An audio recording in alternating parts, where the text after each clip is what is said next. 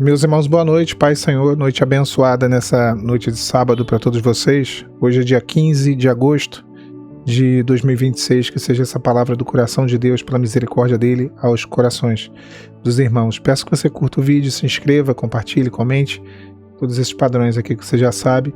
Se você desejar semear nesse ministério, as informações aparecem nessa caixinha que está aqui embaixo, na barra de rolagem, para que você se torne um semeador desse canal, um semeador desse ministério aqui na internet. Vamos para a nossa conversa. 2 de Crônicas, capítulo 20, versículo 12, diz assim: Ó nosso Deus, acaso não executarás tu o teu julgamento contra eles? Porque em nós não há força para resistirmos a essa grande multidão que vem contra nós. Não sabemos nós o que fazer, porém os nossos olhos estão postos em ti. Meus irmãos, existem momentos na nossa vida, né, que o problema não é que ele seja, entre aspas, apenas grande, né? O problema é que você não sabe o que fazer diante da luta, diante da dificuldade, diante da adversidade. Já tentou conversar, você já tentou resolver, já tentou controlar, já tentou acelerar, já tentou esperar, já tentou ser forte, né? Chega um momento que você olha para a situação e você diz: Senhor, eu não sei mais o que fazer. Não sei mais o que fazer. E talvez seja exatamente nesse lugar que começa uma das experiências mais profundas que o homem e uma mulher de Deus pode ter com o Senhor, que é uma experiência de dependência.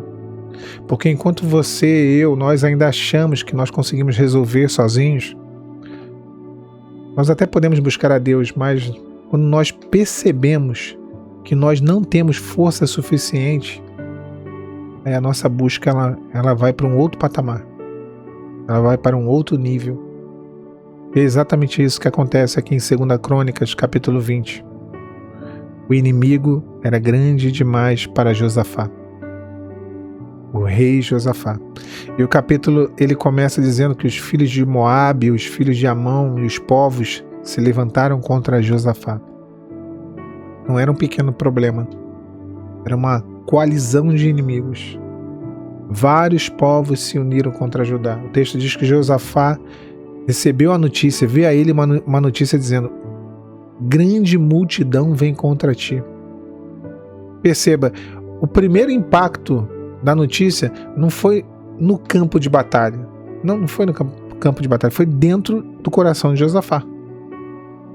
Isso é importante, irmãos, porque a Bíblia ela não romantiza a fé, ela não romantiza a falta de fé. Josafá era rei. Ele era um homem de Deus, mas ele ficou com medo. E ter medo não significa ausência de fé. Nem sempre significa. E eu também posso dizer que às vezes a fé não é a ausência de medo. Você pode ter fé e mesmo assim temer uma situação. E quando nós decidimos confiar depois que o medo vem, isso é o que define tudo, tá? Porque o medo chega, tem uma hora que o medo chega das circunstâncias, das situações. E aí, o que fazemos? Você vai confiar ou você vai se desesperar? Josafá ele poderia ter se desesperado, ele poderia ter procurado alianças políticas, ele poderia ter buscado estratégias militares. O texto poderia dizer: então Josafá se uniu aos reis tal e tal, ou então Josafá reuniu seus comandantes, o seu exército e criou uma baita de uma estratégia. Mas não. Ele poderia calcular os soldados, quantos soldados que ele tinha, quantos soldados que o inimigo tinha, fazer um cálculo: olha, será que dá? Mas o texto diz: e Josafá se pôs a buscar ao Senhor. E depois ele proclamou um jejum a todo Judá. Isso é muito profundo. Porque a primeira reação de Josafá não foi: como que a gente vai vencer? A primeira reação dele é: precisamos buscar a Deus. Vamos buscar o Senhor. E a oração dele começa dizendo quem Deus é. Ele fala: Senhor, porventura, ó nosso Deus, não és tu o Deus dos céus? Não és tu que dominas sobre os reinos e as nações? E aqui é uma chave espiritual, porque Josafá está dizendo, ó, antes de olhar para aquilo que vem contra mim, antes de olhar para o inimigo, para as oposições, eu preciso me lembrar daquele que governa acima de tudo e de todos. Aquele que vem comigo no campo de batalha. E aí a visão, a percepção daquela batalha muda completamente. Josafá reconhece, Senhor, em nós não há força. No versículo 12 ele diz isso. Em nós não há força para resistirmos a essa grande multidão. Ele não pede, Senhor, aumenta a minha força. Ele reconhece, Senhor, nós não temos força. Nós não temos forças. O Senhor é a minha força. Ele reconhece que a força dele chegou ao limite, mas o Senhor seria a força dele.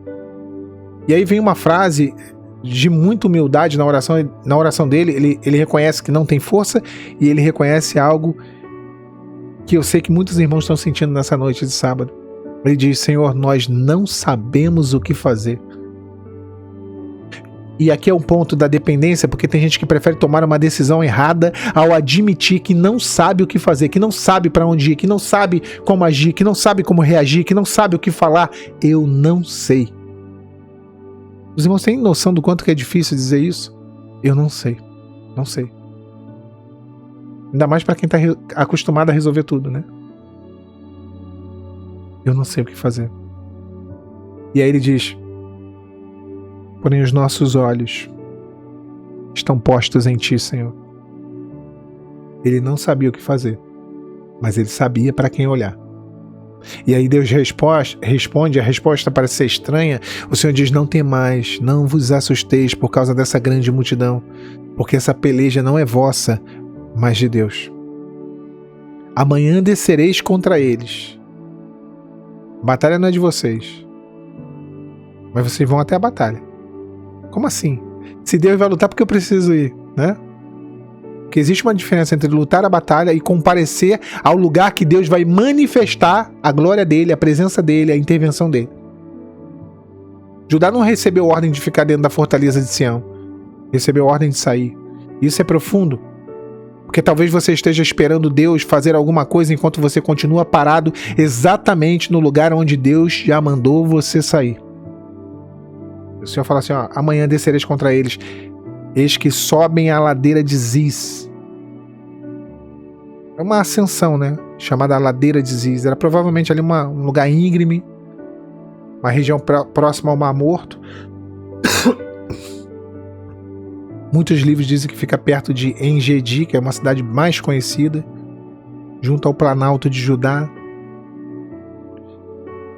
próximo ao deserto de Jeruel. Nesse lugar. Pensa na cena, imagina. Deus estava mandando Judá sair de Jerusalém, ir para uma região árida, desértica, onde eles se encontrariam com o inimigo. Humanamente falando, não parece uma estratégia confortável, nem viável. E a gente pode até pensar, né? Ah, mas se Deus mandou, o Senhor vai lutar por nós, né? Então, o inimigo não vai desaparecer se eu ficar na fortaleza, então eu vou ter que ir. E Deus falou, saia, vai. Deus está dizendo para alguém que a presença dele não significa que você não terá que caminhar em lugares difíceis. Saia. Desce a ladeira de Ziz até o deserto de Jeruel. Deus não está eliminando o deserto. Ele está mandando você atravessá-lo. E o milagre deles aconteceu na obediência.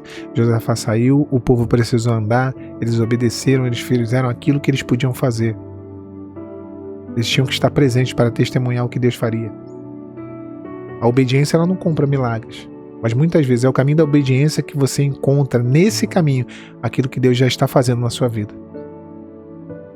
Eles saíram para lutar e a palavra vai dizer que eles encontraram um campo cheio de mortos, os corpos espalhados pelo chão. Ficaram 3 dias recolhendo de despojos, tudo, saqueando o acampamento dos inimigos.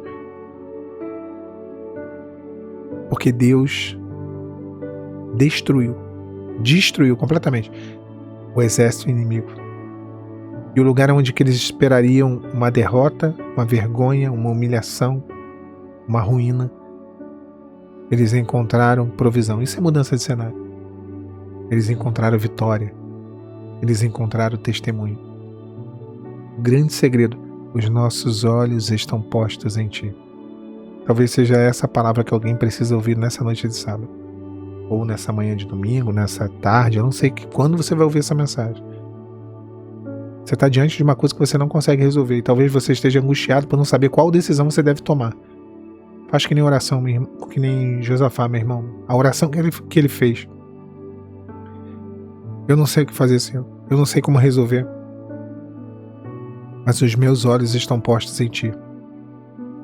Olhar para o Senhor é ignorar. Ignorar.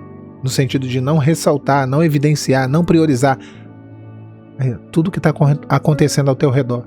Olha para o Senhor, para de olhar para a luta, para de olhar para o problema, para de olhar para a dificuldade, para de olhar para o desespero, para de olhar para a economia, para de olhar para as finanças, para de olhar para o relacionamento fracassado, para de olhar para aquilo que está dando ruim. Olha para o Senhor.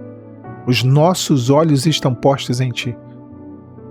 Deus chegou antes deles no campo de batalha e deu a eles a vitória que eles tanto precisavam. Deus vai entrar no seu campo de guerra, no seu campo de batalha, e Ele vai mudar completamente esse cenário. Tome posse dessa palavra nessa noite de sábado. Tá bom, meu irmão? Minha irmã, que Deus abençoe vocês. Que seja uma noite de bênçãos. Como eu sempre digo, fica aqui a minha gratidão também aos membros do canal, aos semeadores do ministério. Que o refrigério do Senhor seja sobre a sua vida. Dobre os teus joelhos nessa noite e ora. Nós não sabemos o que fazer, mas os nossos olhos estão postos em Ti. Para de olhar para o lado. Para de olhar para o problema, para os obstáculos, para os empecilhos, para os levantes. Deus trará vitória nesse campo de batalha. Tá bom? Pai, Senhor. Tchau, tchau.